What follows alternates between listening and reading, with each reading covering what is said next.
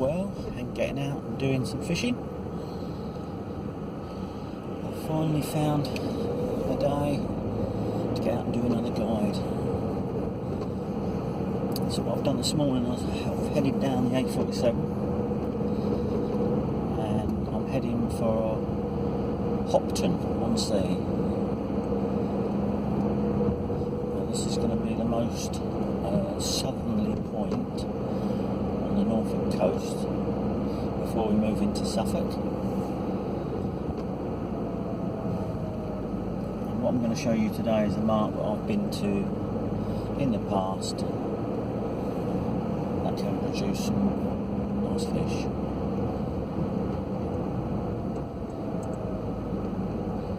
So it's literally straight down the A47. Then you take the brown signs towards Hopton Holiday Village. As soon as you come into the village, follow the road down, continue on the village road till you come through the village, and we're looking for, I think it's the next left.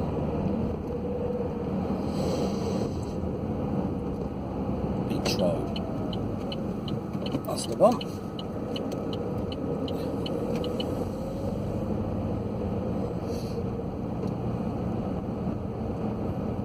So it's now the third week in November. Got up this morning to sort of 6 degrees and clear skies, but it's a damn sight better than it has been. Over the weekend we've had really gale force winds, rain, so today is a vast improvement on that. As you can see, it's quite a tight little lane that I'm going to go down. When you get to the bottom, the parking is very limited.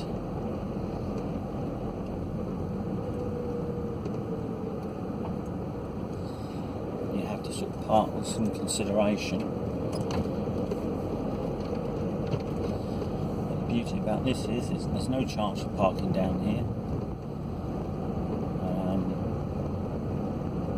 And you haven't got too far to walk to the mark. So there is some houses down here, so you do have to be careful you don't block anyone's drive. Providing you park sensibly, you shouldn't have any problems. What I normally do is park as far tight over to the left as I can here, and I park it in facing down towards the sea so I can get my left-hand door tight up against the wall. That gives you this little area to the right here as a turning bay when we come out later on. So what I'll do is just back off there a bit, just in case someone parks behind me.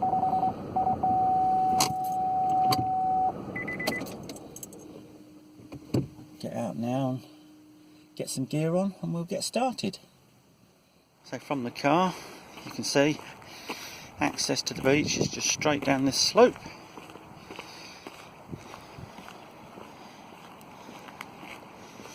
On the right hand side of here you've got the Potter's Holiday Resort. That's where they do the World Championship bowlers.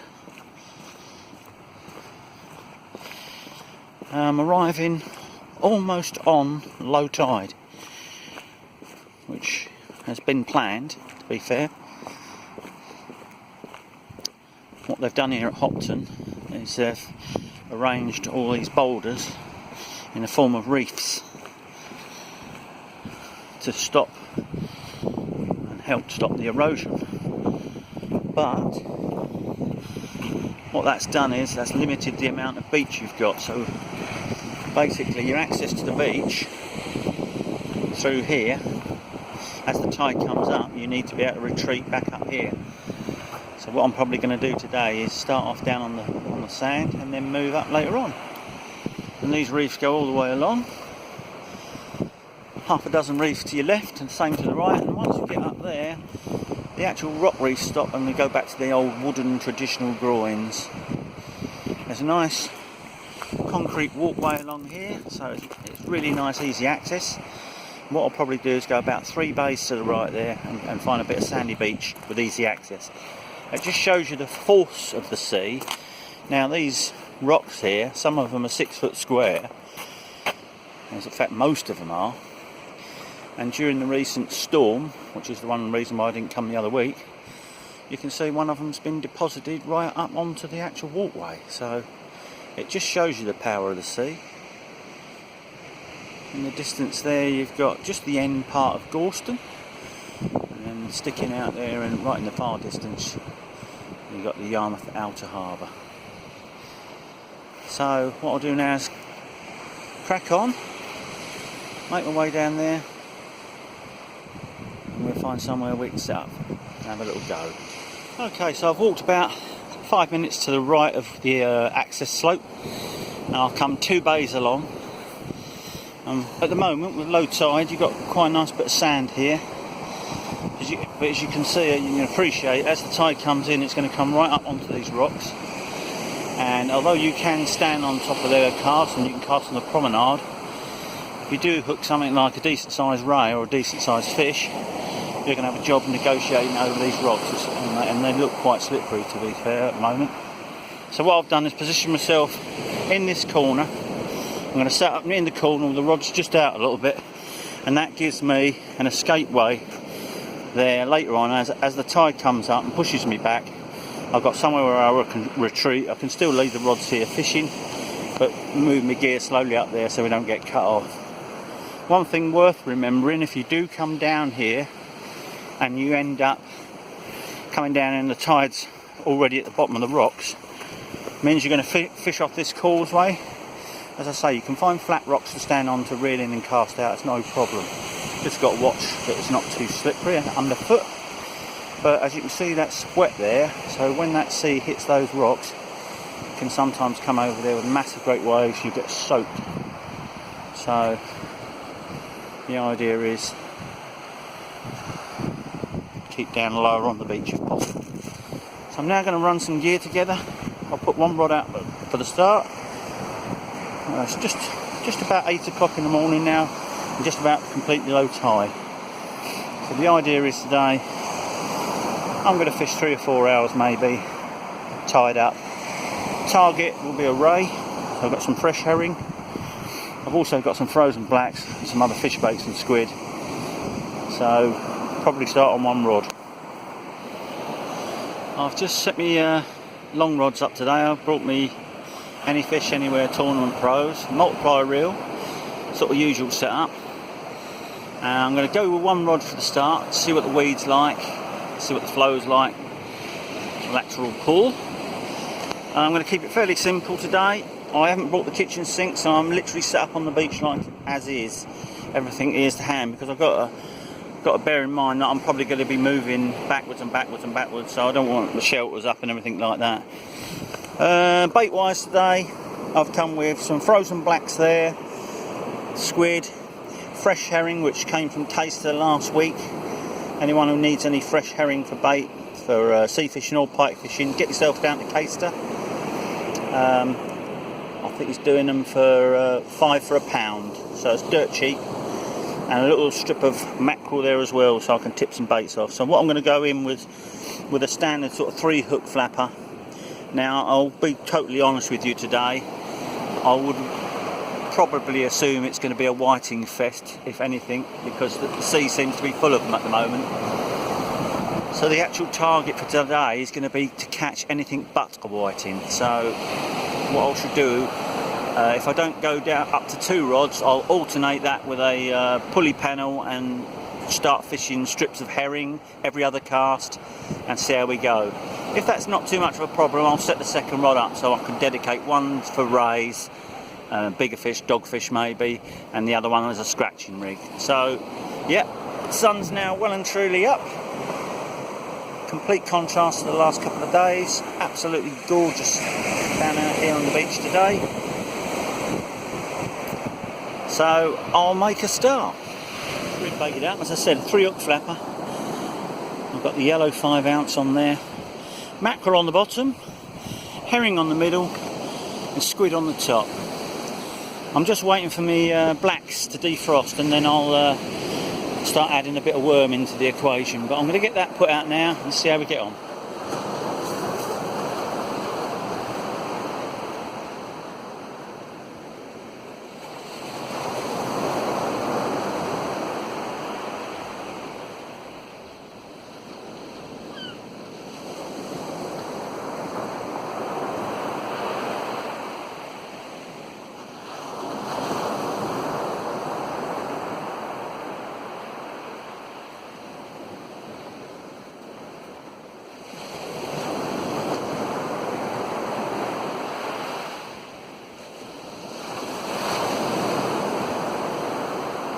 few knocks on the rod. No doubt there's a little greedy whiting hanging on there somewhere, but what I've done now is rigged up my second rig, and it's going to be something you've seen before.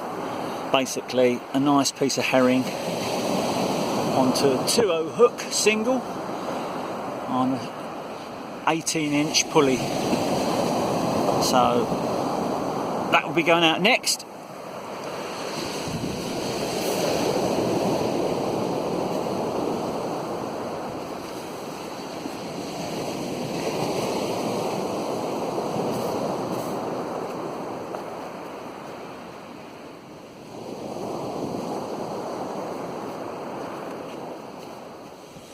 There's definitely something tapping around on there. I'll give that another 2 or 3 minutes, then I'll reel it in and give me a chance to change onto the bigger bait for the pulley. Yeah, still rattling around. My guess is a pin whiting. Let's have a look and see what that is.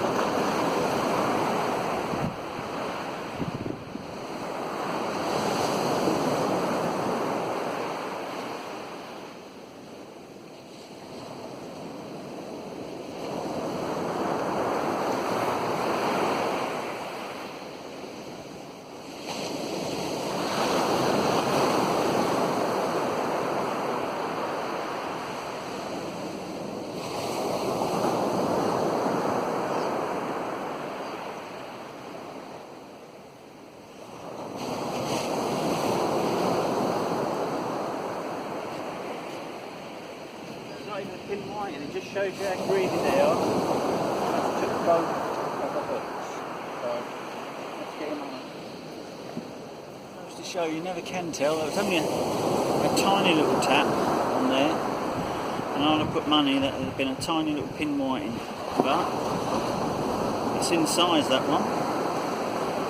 And I'm going to take a few today because just lately I've been taking a few deep hook ones home and cooking them, and they've been absolutely lovely. So the idea today is to get 3 or 4, and that'll be a tea one night this week. So the black lugworm's now starting to thaw, so I'm going to prepare one, and with these frozen blacks what I like to do is put them on the needle, just put a little wrap of cotton around just to give them, so they keep their shape a little bit better. I tend to find if you put blacks on hooks as is, they tend to all slide down and end up as a blob in the bend of the hook rather than clinging to the shank. So a little bit of elastic on there like that, and basically it gives it something to grip to the shank of the hook. So on my next cast, I've brought the 3-hook flapper in, and now the single herring bait is out at the moment. So my next cast is going to be worm on one, herring on the other, and squid on the other. Just as a matter of interest, that fish had taken 2 baits, so it had taken the first bait, then moved on and took the second, and it had taken the squid and the herring. So it just goes to show they're not really worried about hooks or anything. They're just hoovering up everything they can. So question of now just rotating these 2 rigs. If I find I'm getting a problem and getting too many whiting, I may just persevere with a bigger rig, stick it out for a bigger fish. I know that the sea's full of whiting, and you can probably catch one every single put in, but as I said earlier on, I think the object of today's exercise is going to be catching something that's not a whiting. And you've always got to set yourself a little target on these fishing trips. I won't mention the C word. There's been a 1 or 2 turning up. So okay, next hook ready to go out. We'll be the 3-hook flapper again.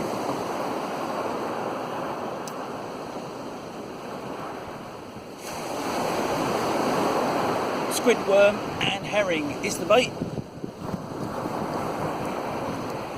And obviously if you start catching on just one, you can then switch all 3 hooks over. That's ready to go. It's going to be every 10 to 15 minutes for the rotation, unless you get a bite in between time. I might leave it a fraction longer when I've got the ray baits out.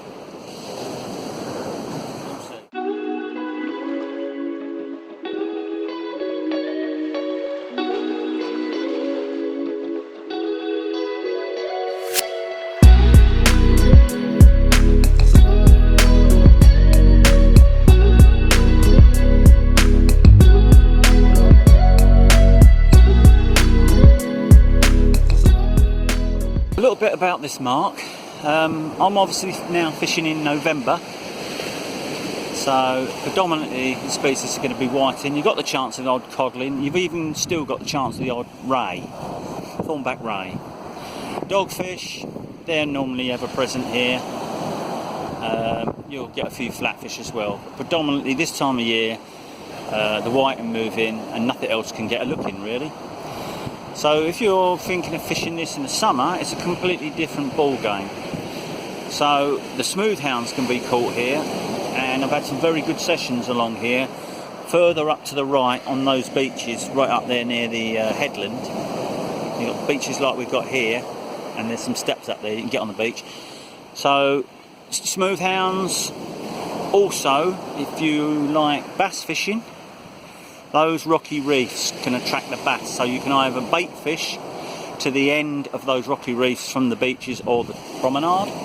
And I have seen people lure fishing and catching, but that's in the height of summer when the water's a lot clearer, and that'll be like early morning or late evening sessions. This year there was even mackerel caught along here, and the mackerel on this coast, they're not as prolific as they are on the North Norfolk coast. So, but this year, Yarmouth, Gorleston and even down to here, there were shoals of mackerel, especially in the evenings, turning up and boiling, and people were getting them on the feathers and stuff. So yeah, it's a different kettle of fish. It does get very busy in the summer because obviously you've got the holiday camp behind us here, and that attracts obviously a lot of swimmers and paddle boarders and all that type of thing. But early morning, late evening, very good. This time of the year, much quieter. We've had some good night sessions down here. You do have to be careful of these rocks, and this is the one thing that is a negative really for this mark. You can find areas like that one there, so that you can actually get up on there. That's quite a good big flat surface. You can step up from the promenade onto there to cast and to retrieve. So you can retrieve down into this gap here. But if you get something decent, like a big hound or a big ray, you're going to have a job lifting it up over those rocks. That's the only thing. So weather conditions today, as you can see, sun's beaming out today. It's been overcast since Friday. Friday, Saturday and Sunday was overcast with drizzly rain. Monday morning, sun's out, sea's flat. It's got a nice bit of colour to the sea. 6 degrees temperature this morning, and we've got a fairly brisk south-westerly wind, which from here comes over my right shoulder, sort of out towards the rods as they are now. But because of this cliff along here, you're sheltered from any of these winds. So you get up the top there, it'll be a completely different wind. So that's the mark. No facilities here whatsoever. I'm not sure if you can access and get into the holiday camp. I think that is going to be for guests only, so I would say no.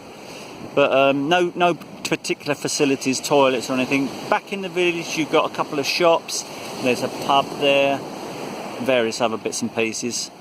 So if you needed something to eat or drink, you've got to go back into the village. It's only 5 minutes away. And that's about it really. Right, so what I've done now, I've just reeled in twice in the trot now. Had a tiny whiting hanging on and not seen a single indication on the tip.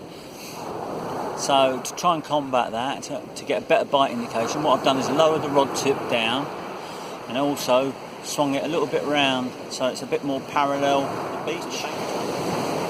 And I'm hoping that the little bit of, with it lowering the water, there'll be a little bit more line in the water, a little bit more drag on the line, it might indicate a little bit better. That's the theory. We shall now see if it comes into practice. That's the big bait on there at the moment. So I've got a big black lug and squid cocktail on the 2.0 hook, banged out as far as I can. And as you can see, the tide is now racing in. I'm going to have a little move back soon to the base of the rocks.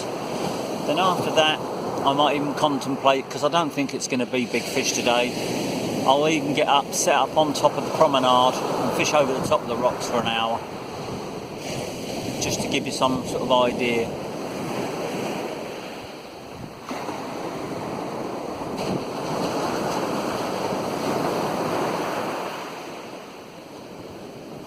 Another smallish white, and that was on the big bait, on the big lug and squid cocktail, so it doesn't seem to matter what size baits you put out, they'll take them.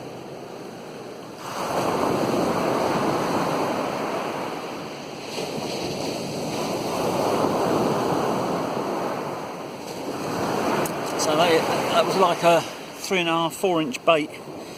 That's been engulfed by that. It's been rattling around on there for quite a while, to be honest with you. So I've now, by way of an experiment, I've just put on a very, very small rig, like a size 2 hooks, and it's a loop rig, 2 size 2s. I've put a tiny little worm bait on the bottom, and I've put a piece of squid tipped with mackerel on the top. Just to see if we can tempt a flatfish that's not a whiting. Long shot, I know, but at least we're getting a few bites. And I did see the taps on it that time, so lowering that tip into the tide a bit more has made that rig a little bit more sensitive.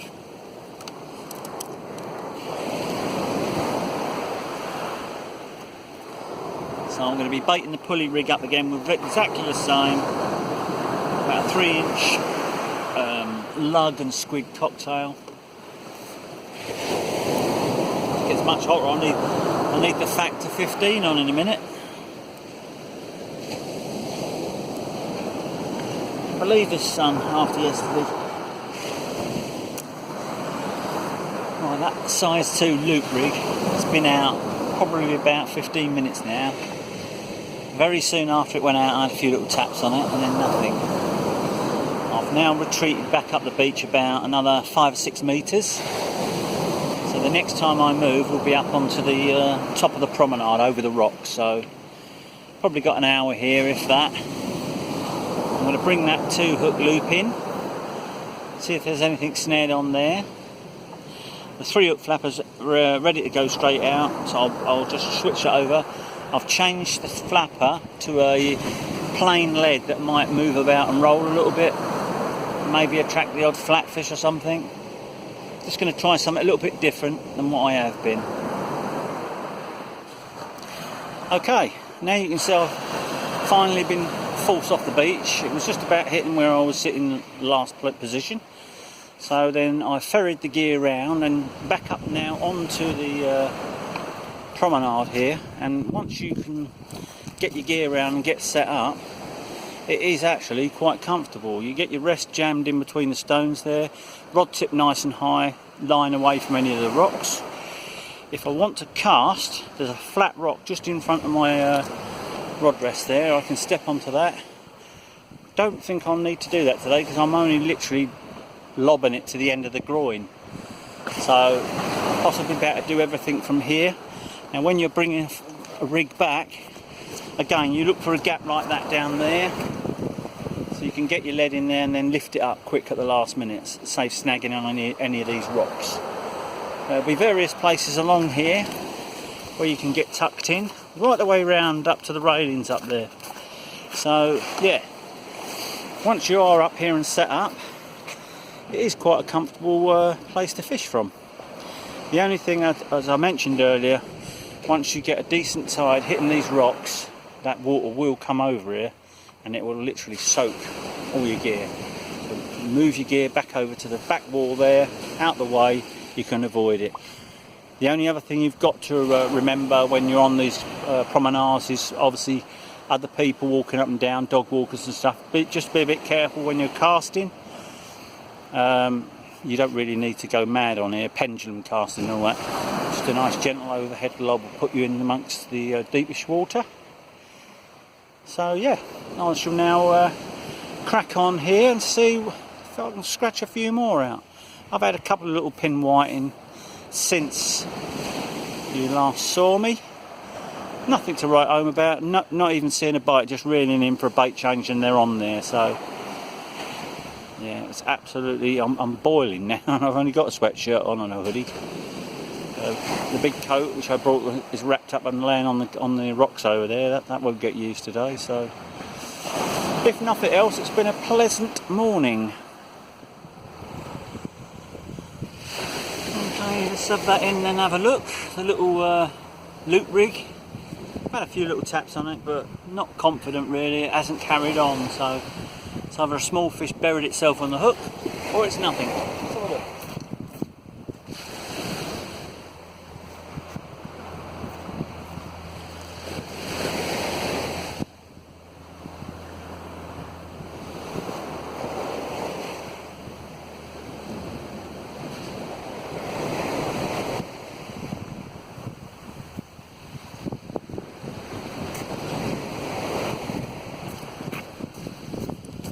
There you go.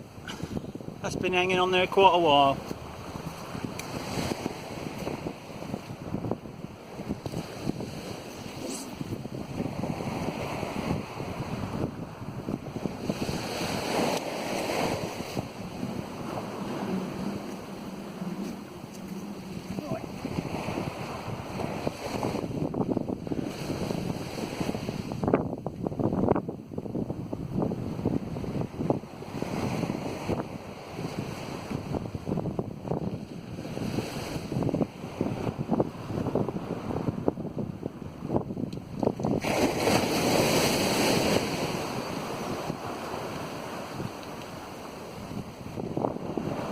Okay, I've just had a little move, not too far to be honest. That's where I originally started, down on the beach, and then I moved up onto the top there. But it was a bit of a pain in the arse every time I got a whiting to walk round down these steps down to here where I can release it nicely in the water. So I've had a bit of a brainstorm. I've set my tripod up here on the corner. I've now set all my gear back there out of the way, out of the wind and in the shade. And my rod's now fishing out in the middle of that groin there. So it's going to be easier to retrieve because I'm going to be retrieving the gear now back into 2 or 3 foot of water. And any little tings I get or any fish can be returned straight into the water there without having to wade out or throw them in. So we'll see what happens here in this new spot. It's definitely more comfortable. It's about time I got the coffee out. I haven't had a drink yet this morning since I've been here. Very pleasant morning so far.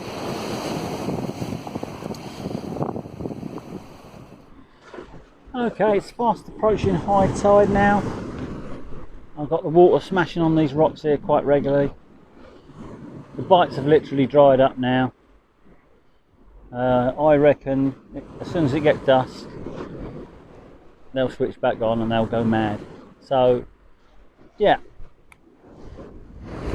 Not a fantastic fishing session, but actually quite a pleasant morning to be out, getting a bit of breath of fresh air. So just to summarise then really, this mark, fishable in the summer, parking is exactly the same, but it's going to be a bit more busy in the summer. You do get a lot more people down here, and also when this holiday camp's in full swing as well. Species in the summer, you're going to be getting bass, smoothhounds, rays, throw in a few flatfish. As you move into the autumn, winter, the whiting then turn up. Virtually, sometimes you can't get a bait in the water for the whiting before they're on it. It's not been the case this morning, I don't know why. As I say, as soon as that light, sun drops down behind the bank behind and the light levels drop, they'll probably go mad. Yeah, you've got the chance here of a ray still in at this time of year, leading up into the winter. The flatfish I would have thought still been out. Surprised I haven't had a dogfish today. Come down here pleasure fishing normally, you get a dogfish.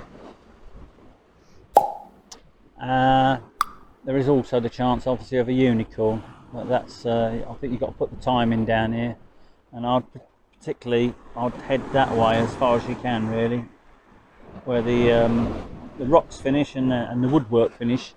It's a little bit rougher ground out there I think, and I think that might attract the old C word. So what I'm going to do now is I'm going to bring that last cast in now, wrap the gear up and make my way home. Thank you everyone for watching again. I'll see you on the next one.